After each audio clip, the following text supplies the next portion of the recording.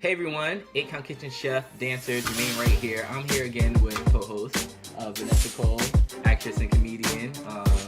Best of the best coming up there. Hello. Hey. So today we're going to talk about is a taste of life. What does life taste like for you now, and what do you want life to taste like in the future, and what does that have to do with food? To me, right now, life tastes undecided. I'm in the kitchen and I don't know what I'm putting into my plate. But I know what I want it to taste like, but I'm just in the middle of seasoning up right now. So right now my life tastes like French fries and a McChicken. So fat as hell and unhealthy. I think for me right now, life tastes pretty okay, you know? As always, things can taste better. You can go to a restaurant and you can get a beautiful plated food, but it can always be better, right? So I'm in a very good spot where I know the food is great. I know what I'm putting out is good. I know that it looks beautiful, but I know there's always a lot of room for improvement, right? And I think for me and what I want to do, my idea of what food is can and will change depending on the climate of the culture that I'm going to be in. And I think it sounds like very similar to you, right? So you're talking more in a literal sense, whereas, you know, you want to be in the industry, you're going to be around a lot of health-conscious foods. How is that going to shape or portray your brand or who you are? Talk to me a little bit about that. Like, what do you think people are gonna think? Do you think they're going to look at your posterior and say, hey, you know, she's doing this, she's now in the spotlight and people are seeing her, and now she needs to eat healthy and send a healthy message? Do you think it's going to be like that? I would more so say that. So I'm from New York City. Queens to be exact, and it's not Long Island and it's not upstate, where only thing around us is Chinese food, Crown Fried Chicken, and fast food restaurants. And you may have, depending on what community you live in, who's ever dominant. Like for my community is Jamaican food, so the most home cooked food you're gonna find is Jamaican food. It's true. So, and side note, where I'm from, Southside, literally you have a corner store, so you can get a hero, which is a sub or a sandwich. Or we did have one spot, RCL, or the Fish House as we called it, which was a lot of southern food. Yeah, was mad good, right? Good. Not the healthiest thing, but that's what we have. Mm-hmm. And then you have on every corner a Chinese restaurant. That's pretty much it. Some pizza, blah, blah. So that's definitely worth noting. And the most healthy things that you can find is just going to be in the produce section of the supermarket. Right. Right now, which is overpriced. Overpriced. It is very overpriced in the city, right. Importation and taxes and everything of the sort. But right. So children where we're from look at a snack as a Twinkie rather than let me get some sliced cucumbers with some vinegar and some That's salt. That's very true. And I think, you know, what's crazy is that the families we've grown up with, that's where they grew up. So they think a snack is a Twinkie or whatever it is. I got mad at my mom. I'm like, Mom, you let me be fat. She's like, I didn't do it. You did. I'm like, you're my mom. You control my life until I'm 18. You let me be fat. Right.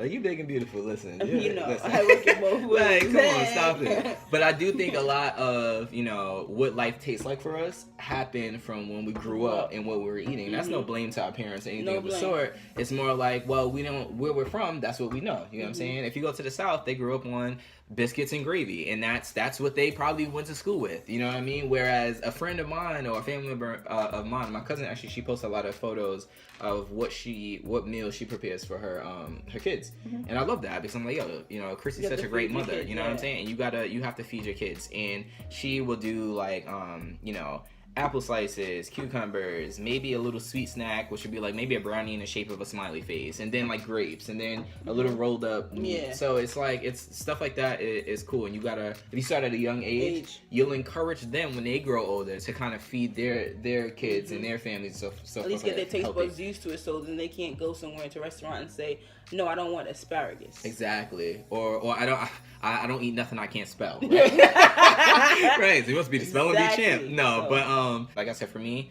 it's not terrible. Life for me right now is not. Is it perfect? Great things, it's not perfect. Though. That's why it's not. I mean, I'm trying to do what I can. That's it. I'm just trying to do what I can. And but you know, so life isn't terrible, but life could always taste a little better, right? And it's the same thing when you're a chef, right? You're cooking for a client. And you know, you're kind of thinking about their taste buds. What do they like to eat? You know, you already have some type of consultation, which means, you know, I eat vegan or I eat blah blah blah. So you're preparing a dish for them, but you're keeping in mind what they like to eat and the seasonings that they would, or the spices they would enjoy. And that's kind of what you're doing. You're catering it to them in that way. And I think a lot of times we have to cater our taste to the environment we want to be in. And I think that's going to be really important for what you want to do. And so you spoke a lot of being like literal, right? A lot of literal, like, hey, you may have to turn into a vegan.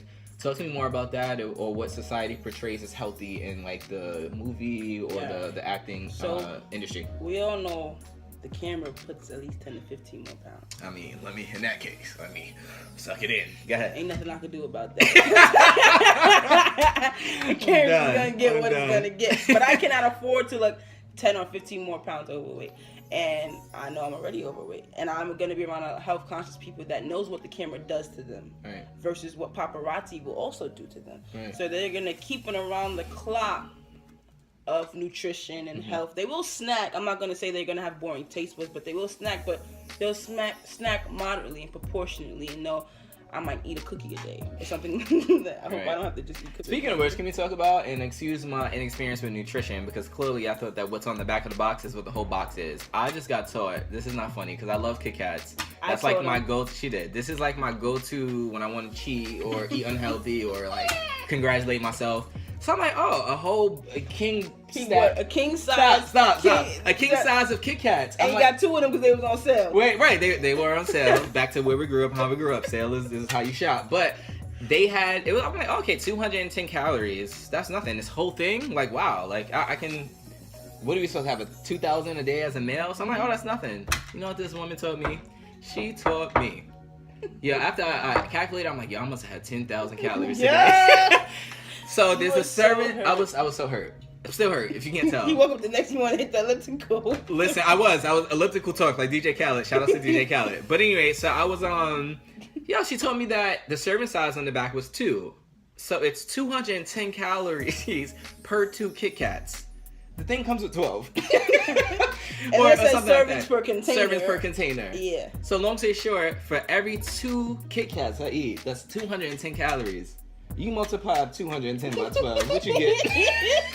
What you get? Yeah, over 2,400. Listen, ridiculous. So when I tell you that, like, changed my life, like, that changed my life. But I think that goes back to the importance of, you know, what society. We're not taught this growing up. We're not taught that. We're not taught that at all. And I had nutrition class. I didn't learn this. I didn't have any health.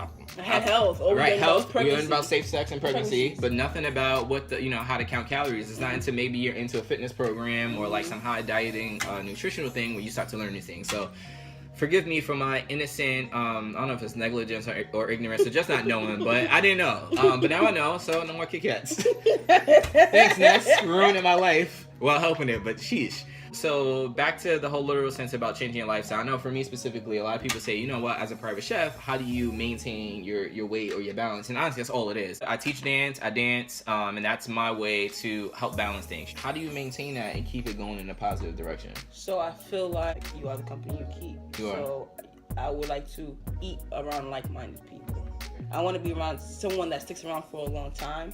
So that means that my focus can never, ever stop. Right. So I'm using this as like a life lesson. So when you're dieting, you need all those same skills, right? Mm-hmm. I found myself, and I mentally have to tell myself I'm not dieting, I'm just changing the way I eat. And that happens to be more productive and successful. There's a time I blew up like a balloon. And what I have to tell myself, I have to tell myself, you know what? You know, you're not going to be on a diet because mentally that provides a barrier. I'm on a diet. Oh man, I can't have this. When I just say, hey, I'm eating healthier, oh, the pounds drop like that. And believe it or not, if you're actually at home cooking, you have the time to at least be at home to cook your healthy meals, and you just play it. Lately, I've just been playing around the kitchen. If it's a vegetable, that means that they belong together. Right. So I can put any one vegetables and some peppers up in a pot and season it to taste, and it tastes amazing. Right. And the other day, just eat one dish of spinach. Right. I was just about to bring the spinach. Right. And it can be amazing. My parents were like, I didn't even eat the chicken. Right. You didn't need to. And the good thing about it is when you cook at home by yourself, right? The great thing about that is you're in control of what ingredients go in there. You know, one of the things is Cheesecake Factory. It scares me because the calories are written right there, 1,390 calories. You know, that was where I had one of my first dates with my other half. I'm like, man, how am I'm probably gonna look either real cheap because I don't want to order this because not only because it didn't matter about the money about being expensive, but it just so happens that the things that are more expensive were more calories. So how do I look like, you know, okay for this date, but not?